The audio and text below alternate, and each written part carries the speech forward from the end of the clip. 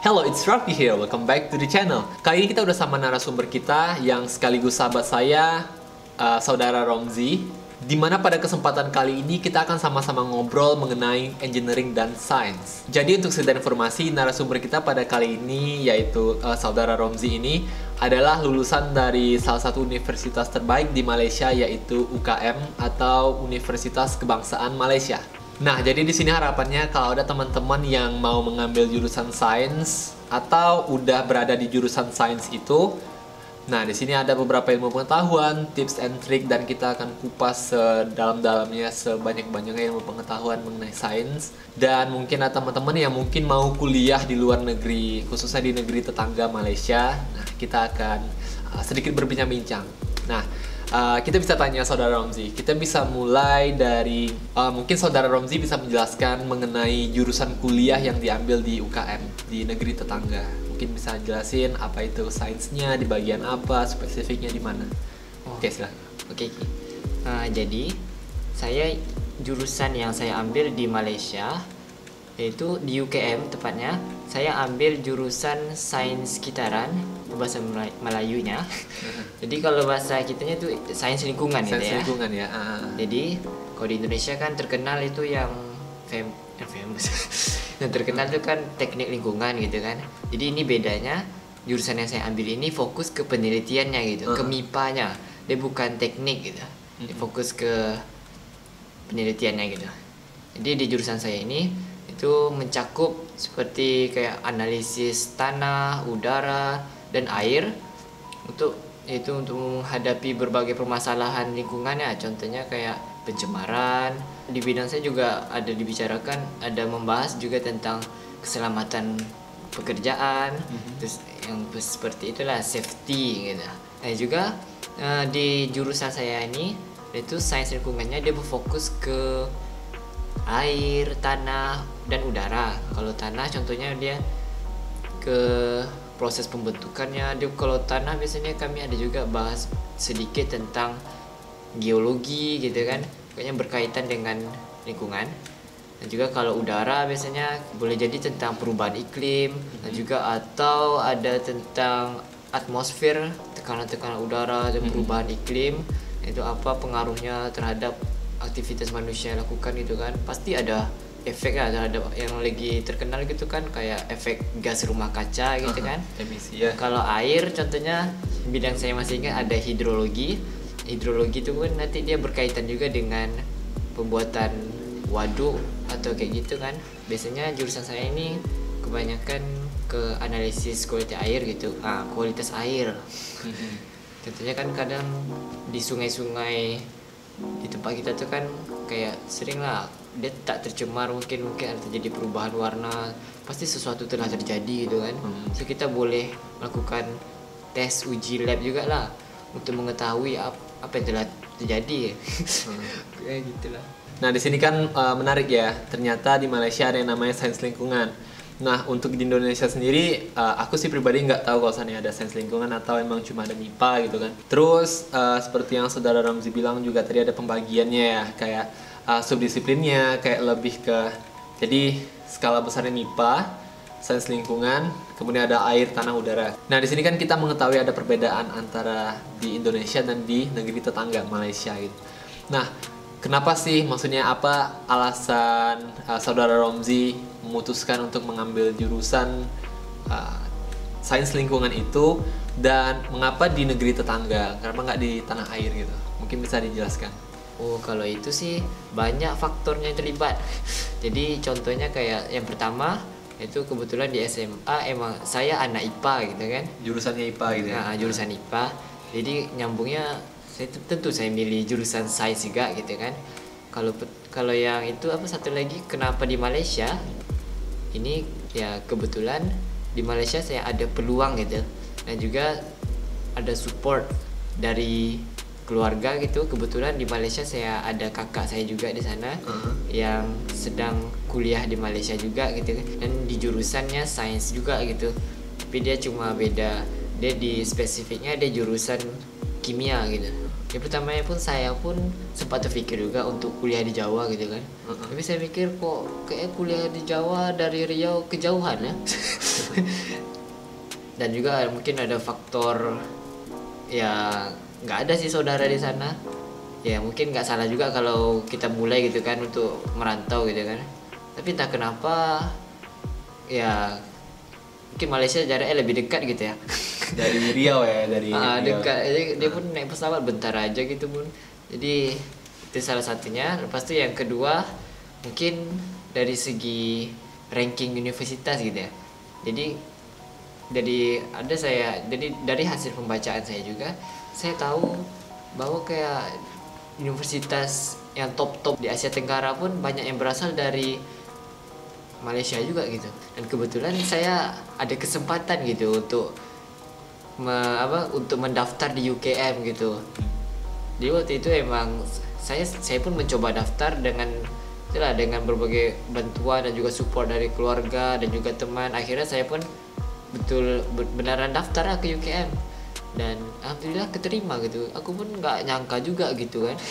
Soalnya ada juga aku dengar ada kawan pun daftar tapi dia nggak terima gitu, entah dari segi apa gitu kan, hoki mungkin. Udahlah. Nah, terus berbicara mengenai sistem pendidikan, mungkin salah satu alasan saudara Romzi di sana kan kayak adanya perbedaan pendidikan, kayak ada support dari orang tua. Nah, berarti kan udah ngerasain dididik di negeri tetangga dan dididik di negeri tanah air dari SD sampai SMA. Nah, ngerasa nggak sih kayak apa perbedaan sistem pendidikan di Malaysia dan di Indonesia gitu? Nah, mungkin bisa dari kayak dari 3 tahun 4 tahun belakangan lah. Maksudnya dari segi kuliah, mungkin nggak usah dari SD sampai mungkin dari kayak segi kuliah gitu, apa bedanya dari segi mungkin cara penilaian, mungkin dari segi penamaan atau kayak dari segi jangka waktu sebagai mungkin silakan. Kalau ngomongin tentang perbedaan sistem pendidikan ya, ya mungkin saya fokusnya ke itu ya, ke tingkat universitas ya. Kalau dari kalau dari SMP, SMA, SD-nya kebanyakan ya. Oke ya, di tingkat universitas yang mencolok tuh itu loh. Saya ambil S1 di Malaysia nih hanya 3 tahun. 3 tahun? Kan biasanya di Indonesia teman-teman saya 4 tahun saya kan. Ya walaupun MIPA tapi tetap 4 tahun ya. 3. Di sini? Enggak.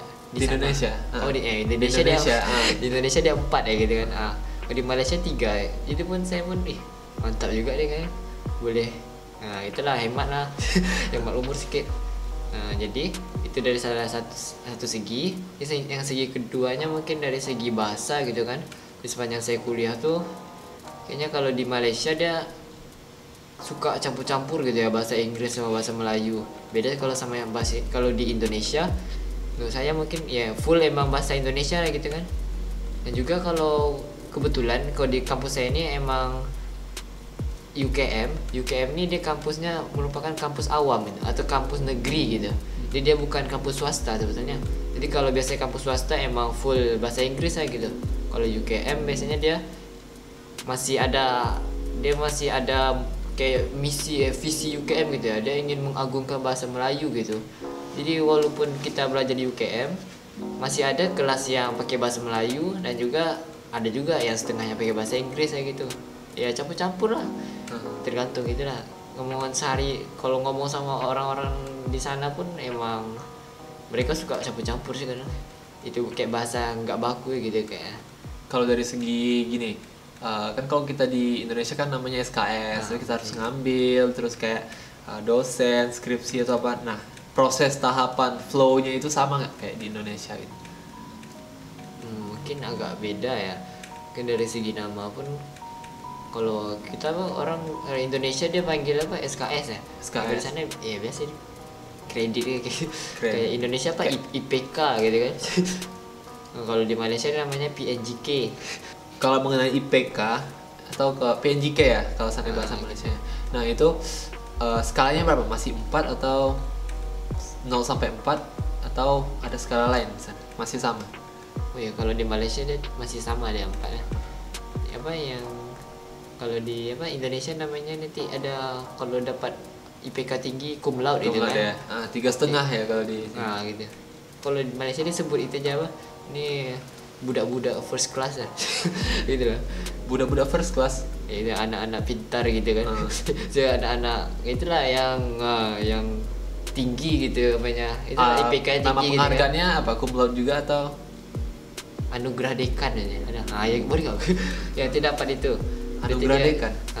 Kita setiap semester gitu ya. Iya, cum laude. Nah, berarti cum laude bahasa Indonesia, bahasa Malaysia dia tidak kayaknya cum anugerah laude dekan. tuh nggak bahasa ini ya? Kayak gitu lah. Nggak, Bahasa maksudnya Inggris ya? cum laude. Ya, itu bahasa Inggris. Bahasa Inggris ya? Nggak tahu. Tahu kayak Oke, bahasa lebih Melayu ke anugerah dekan dan French gitu nggak sih? Terus berarti sama ya, maksudnya lebih kurang kalau dari skala penilaian sama kayak 4 gitu IPK, tinggi ada penghargaan sama kayak gitu ya. Oh iya, terus bahasa Inggris juga. Kayak bahasa Inggris kan ada IELTS, terus ada TOEFL kan. Itu ternyata Malaysia dia punya sistem Standar. bahasa Inggris, standar bahasa Inggris dia sendiri gitu. Nama dia tuh MUET, Malaysian University English Test. Nah, ya itulah. Walaupun saya masuk UKM dengan TOEFL gitu kan, kayaknya susah juga tuh. Jadi saya emang harus ngambil kursus bahasa Inggris ulang lah. Jadi pun sebelum ambil itu pun syaratnya kita harus ambil MUET lagi gitu. Ya ambil MUET itu pun ya memakan waktu lah. Terlambat lah beberapa semester waktu itu. Tapi pandai-pandai aja lah. Ya gitulah. Nah, jadi saudara Romzi sekarang kan seorang saintis yang udah lulus kuliah. Nah, tentunya kalau lulus kuliah kan pastinya kita punya semacam penelitian yang harus dicapai, kayak capaian penelitian, tesis, skripsi, dan kayaknya sama ya, maksudnya antara dimanapun pasti ada penelitiannya. Nah, di sini bisa diceritakan nggak kayak apa skripsi atau penelitian yang pernah dilakukan oleh saudara Romzi atau mungkin yang sedang dilakukan, mungkin sebelumnya ada penelitian dan sekarang juga ada penelitian lagi gitu. Dan apa harapannya dengan penelitian itu? Oke. Jadi ngomongin tentang penelitian ya. Penelitian yang telah selesai ya, yang telah saya lakukan waktu di UKM itu kan untuk sebagai syarat lulus itu ya, lulus S1 di sana. Jadi pertama yaitu saya buat skripsi nih ya tentang analisis ke tingkat kekeruhan air sungai gitu ya. Ini berkaitan tentang tingkat kualitas air sungai gitu terhadap pola pertumbuhan ikan gitu yang hidup di dalam sungai itu. Jadi nanti ternyata kualitas air sungai yang buruk tuh boleh mempengaruhi pola pertumbuhan ikan yang hidup di sungai itu. Jadi intinya yang penelitian yang pertama ini dia tentang kualitas air lah. Dia berkaitan dengan nanti dengan sifat biologis yang ikan hidup di sana lah. Nanti gimana nasib ikan tuh, gimana dia kehidupan dia terganggu atau tidak gitu kan, ikan tuh stres atau tidak dengan adanya perubahan kekeruhan air gitu ya, perubahan kayak air tuh keruh gitu tapi keruhnya nggak normal gitu. Jadi kemarin tuh saya melakukan penelitiannya itu di Kelantan ya, Malaysia, ada di sungai tertentu gitu kan, yang mana biasanya di sungai itu emang kawasannya itu sudah terjadi pembalakan hutan gitu ya, jadi kayak gundul gitu. Itu baik kan gimana sungai itu, padahal sungai itu di bagian hulu loh, di bagian dalam hutan, tapi karena hutannya udah gundul, jadi kalau sekali hujan tuh semua sedimen-sedimen dari tanah tuh masuk ke sungai gitu logikanya kan, dibawa air, jadi kayak dibawa erosi lah gitu. Jadi ya efeknya ke air sungai gitu, air sungai tuh coklat kayak teh tarik gitu, bayangkan lah gimana coba ikan-ikan yang hidup di dalam tuh gitu kan. Nah itu yang nanti ya, penelitian saya yang pertama saya buat tentang itu. Jadi saya analisis ya, jadi saya ambil sampel airnya, saya cek lah gimana seberapa keruh air itu lah, jadi kan baru saya kaitkan dengan data-data panjang dan berat ikannya gitu, nanti adalah kaidah tertentunya kan, barulah dapat hasilnya. Untuk yang penelitian saya yang kedua, mungkin ini penelitian yang sedang berlangsung ya. Jadi saya lagi membuat penelitian tentang kompos. Soalnya kan kompos ini kan masih berkaitan dengan lingkungan, kompos kan berkaitan dengan tanah ya. Jadi kan kompos ini kan merupakan suatu proses lah, jadi kayak dia suatu proses pelapukan gitu sebetulnya. Jadi kan biasanya kalau kompos kan terbuat dari sampah-sampah organik gitu kan, bahan-bahan organik yang sudah lapuk gitu kan. Jadi kalau udah lapuk dia akan terurai menjadi partikel-partikel yang lebih kecil dan akhirnya itu menjadi kompos tuh. Jadi kompos itu kayak tanah gitu nanti pokoknya. Itulah yang bisa jadi pupuk. Pokoknya dia menjadi sesuatu yang bermanfaat gitu.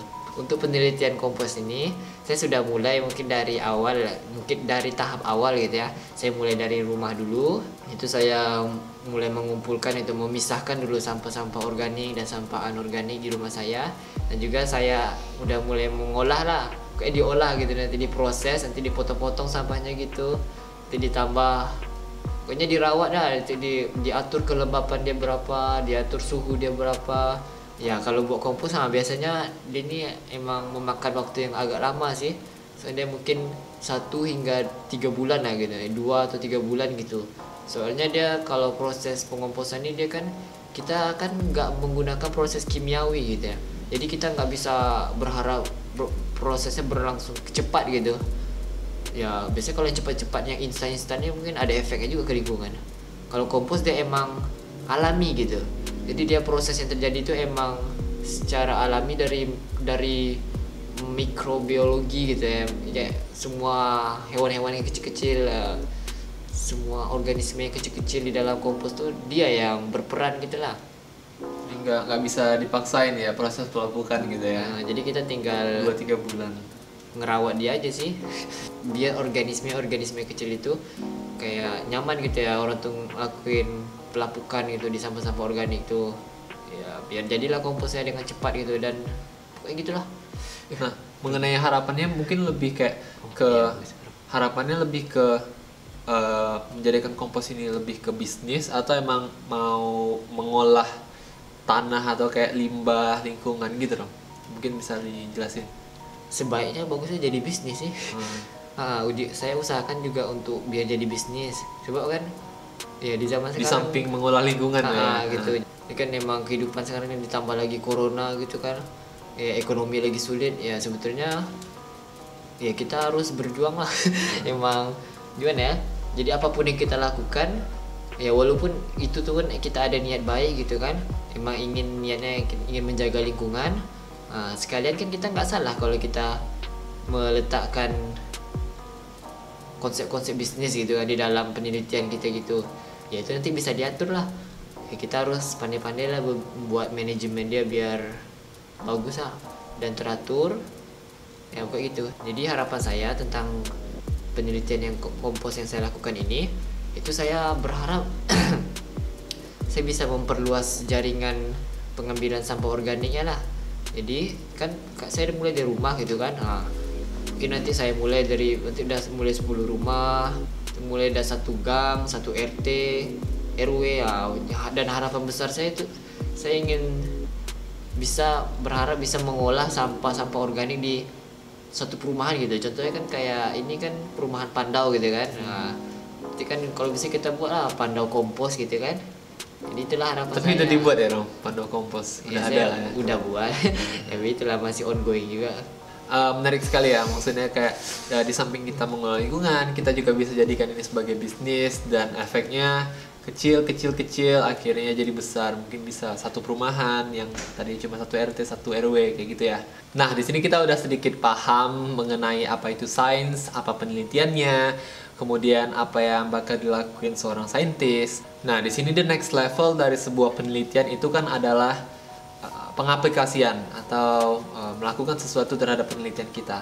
Nah, di sini apakah mungkin butuh support dari lintas jurusan atau mungkin seperti teknik atau jurusan ekonomi dan sebagainya, mengingat saintis dan engineering itu koordinasi dan relasinya kan cukup dekat.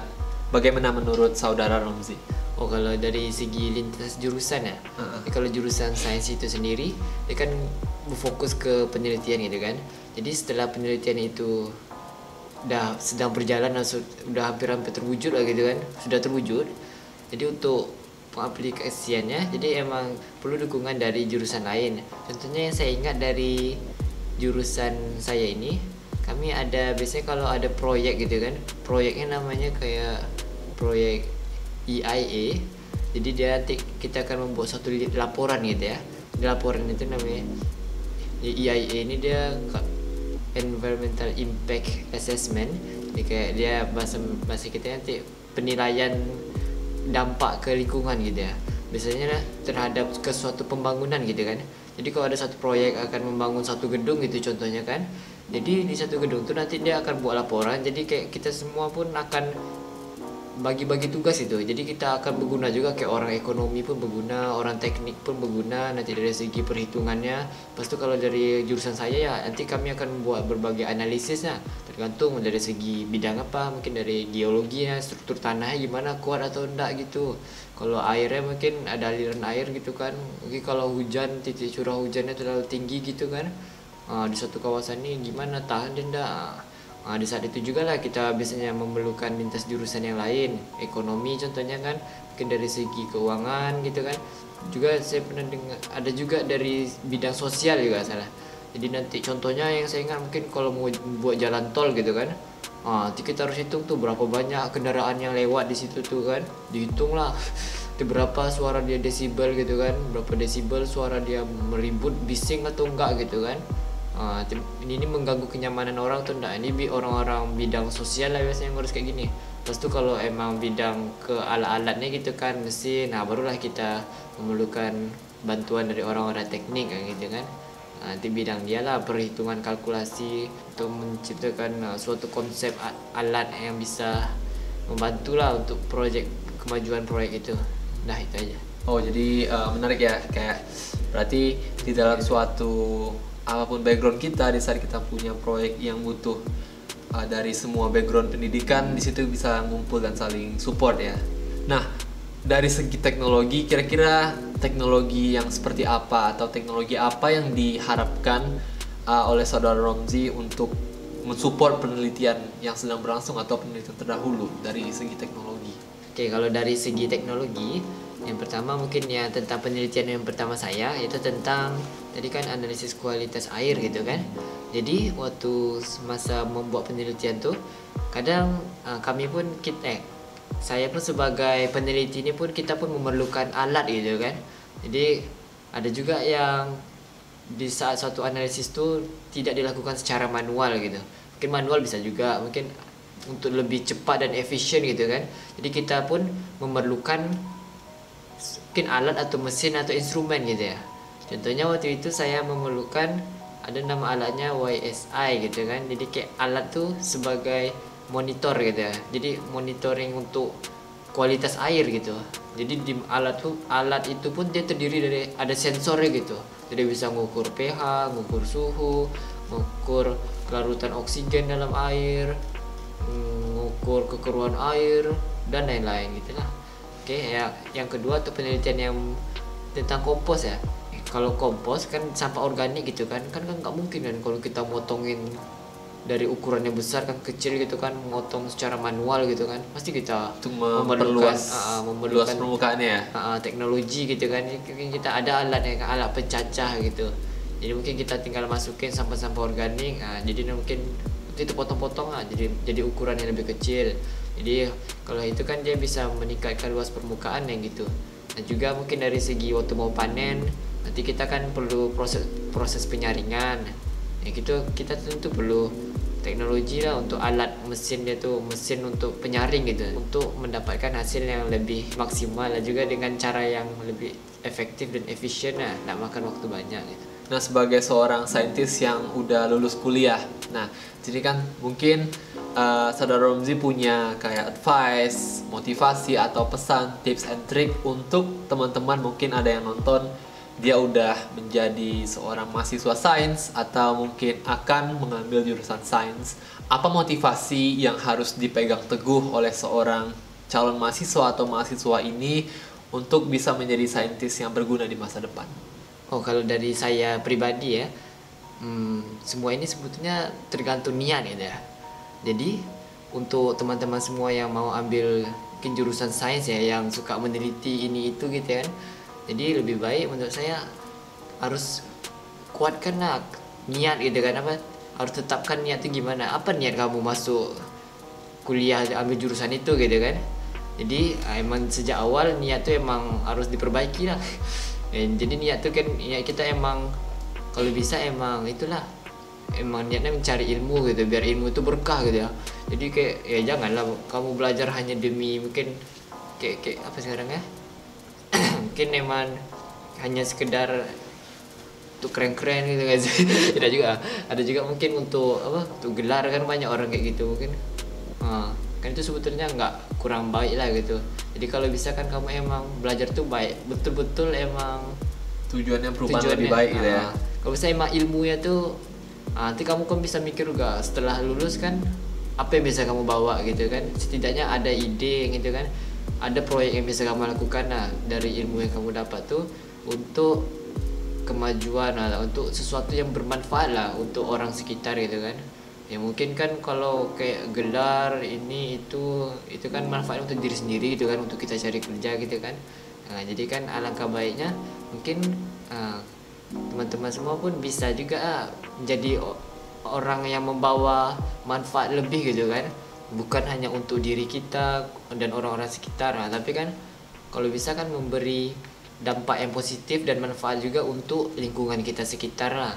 Jadi kan nanti waktu ilmu tuh udah berguna untuk diri sendiri, untuk keluarga dan orang sekitar gitu kan, kan alangkah baiknya teman-teman semua pun menjadi orang yang lebih bermanfaat juga untuk lingkungan sekitar gitu kan. Gak cuma di keluarga gitu ya, luar gitu orang-orang. Jadi kan untuk lingkungan pun sampai gitu.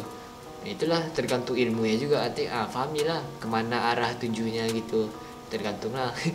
Jadi kalau bisa ya itu aja sih saran dari aku. Nah di sini kita ada pertanyaan menarik nih Rom. Seperti yang udah dijelasin tadi bahwa kita kan sebenarnya seorang sahabat kecil yang terbagi ke jurusan berbeda-beda, lebih ke engineering dan Romzi lebih ke science. Well, sebagai seorang yang seumuran atau sebagai seseorang yang umurnya 20-an, 20s, apa yang diharapkan atau pencapaian apa yang diharapkan untuk 10 tahun lagi atau kayak untuk di saat kita berusia 30-an? Kira-kira apa gitu kayak pencapaiannya? Mungkin kita bisa lihat video ini lagi 10 tahun lagi dan pasti ini akan menarik gitu. Ya, kalau harapan saya itu nanti kalau sudah mungkin yang sekarang ini untuk penelitian kompos saya gitu ya. Dari penelitian kompos saya berharap itu saya bisa punya pabrik sendiri lah. Saya bisa pabrik sendiri dan juga bisnisnya harus ada jadi bisnis dengan bisnis yang berjalan sekali dengan menjaga lingkungan secara seimbang gitu kan. Jadi saya berharap itulah untuk di tahun 10 tahun kemudian gitu kan. Saya berharap udah ada punya pabrik sendiri gitu, bisa mengolah sendiri, dan kalau bisa sih kita akan ekspor juga lah kalau bisa. Itu harapan yang tinggi sih. Setidaknya kita bisa membantu meningkatkan ekonomi rakyat dan orang-orang sekitar gitu kan, dan juga sekalian menjaga lingkungan kita, yang menjaga keseimbangan alam gitu kan, dan sekaligus memberi kayak mendidik orang-orang sekitar kita. Itu mulai dari seperti mungkin memisahkan sampah itu kan, tidak mencampur sampahnya. Pokoknya akan ada siklusnya gitu. Jadi kita akan lanjut nanti di yang mana siklus ini akan ada kerjasama gitu ya di antara orang sekitar, dan pokoknya orang-orang yang mengurus pengolahan sampah mungkin akan dijadikan organik gitu untuk menciptakan keseimbangan di antara berbagai aspek kehidupan. Nah, menarik sekali berbincang-bincang mengenai engineering dan science pada kesempatan kali ini. Harapannya seperti intro kita tadi, semoga banyak adik-adik atau teman-teman di luar sana yang mau mengambil jurusan sains dan sedikit mengerti atau ilmunya bisa berguna bagi teman-teman semua. Untuk Saudara Romzi, terima kasih banyak untuk waktunya telah sempat buat ngobrol dan berbagi pengetahuan. Dan semoga kita masih ada kesempatan untuk ngobrol lebih banyak lagi mengenai mungkin karir, perjalanan hidup beberapa bulan, tahun ke depan. So we're done for today. Jangan lupa untuk support terus channel ini, dan bagi teman-teman yang memiliki pertanyaan atau komentar, kritik dan saran bisa komen di bawah di kolom komentar. So, thank you for watching. See you next time.